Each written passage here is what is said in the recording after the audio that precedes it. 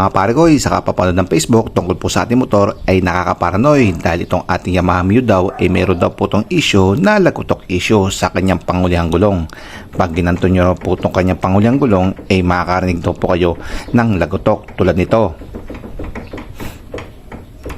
Bad daw po yan at pacheck na rin po natin siya sa repair shop dahil meron daw po siyang problema. So talaga naman pong ikaw na may-ari ng Yamaha Mio ay mapaparanoid po talaga. Kaya ang ginawa po natin ay tayo na po mismo yung nag-imbestiga kung totoo po ba itong issue nitong ating Yamaha Mio na lagutok issue sa kanyang panghulihang gulong.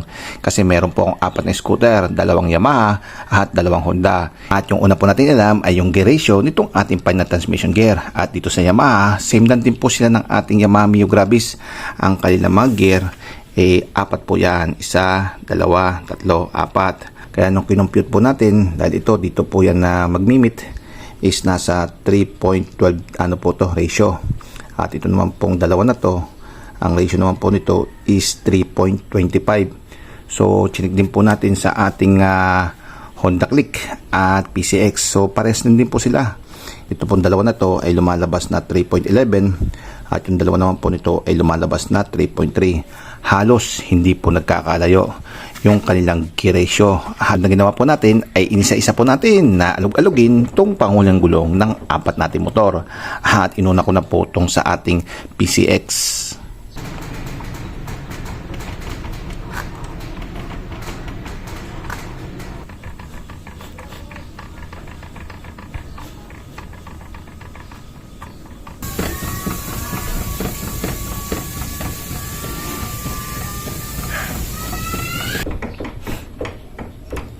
At base po sa ating obserbahan ay halos magkakapares lang din po yung kanilang pre-play ng kanilang gear. So konting movement lang dahil halos magkakapares lang din po kasi yung kanilang gear ratio.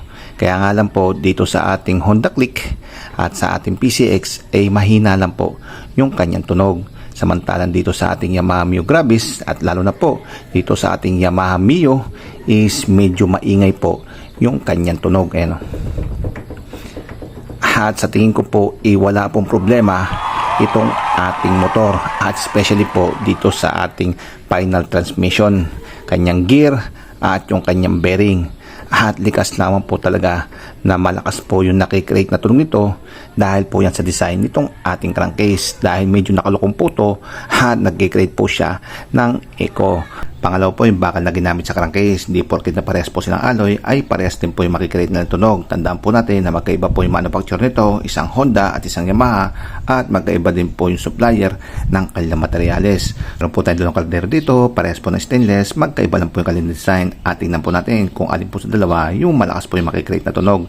At unahin na po natin itong maliit. Then sundan po natin itong malaki. So yung mga pare ko parehas po ng stainless, magkaiba po ng design, pero ang nakikreate po na mas malakas na tunog ay ito.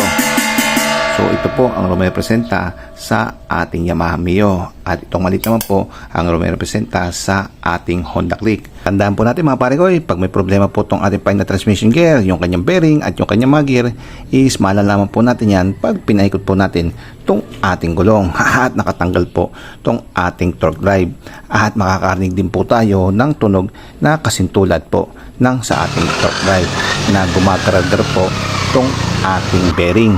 At the same time po is gumagaragara din po yung ating mga gear dahil bungi-bungi na po yung kanyang ngipin. Okay naman po is malaki na yung kanyang mga clearance. At hindi po sa gantong paraan dahil yung ganito po ay normal.